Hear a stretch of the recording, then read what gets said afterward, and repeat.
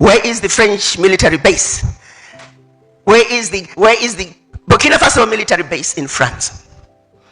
Where is the Nigerian military base in Russia? Every superpower is building bases throughout Africa. Where are the African military bases in those countries? As I say some of these things, it's almost like it's a joke. So we need more Traores in Africa. I like Nigeria, you know. Nigeria said when the US government increased their visa to $250 to get a visa to go to the United States, Nigeria said, no worries, you also have to pay $250 if your people want a visa. But turn around and go to Namibia. I was shocked. Namibians pay about $170 to get a visa to go to the United States, but Americans, when they go to Namibia, nothing, zero, not a penny. Just come. Now guys, let's have a serious conversation here. Who is stupid? Whose problem is it? We are the problem. What is leadership doing? Leadership is doing nothing. Leadership is voting on sheer havoc. The same people who are abusing us, taking advantage of us, exploiting us, they are laughing at us because we are jokers. What are we doing in our parliaments? And that is why you see what's happening in Burkina Faso, what's happening in Niger, what's happening in Mali. The youth are saying, now we know. Now our eyes are open. Now we know who the real problem is.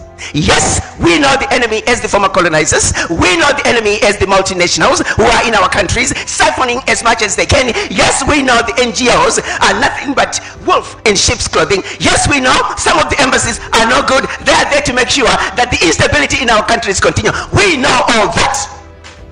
However, we also know that our leaders could stop it. So yes, it is that the youth are rising.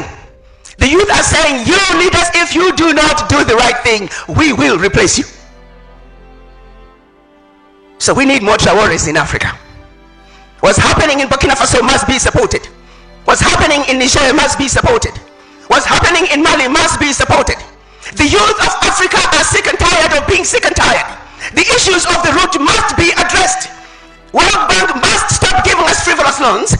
World Bank must treat Africa fairly. Ours is a simple ask. We are simply saying to the world, we demand Africa that can be treated fairly, an Africa that can be treated as equals on the world stage, an Africa that is free of racism, bigotry, and hate. Our ask is a simple one. Our position is of stating the facts, stating the truth, constants that do not change.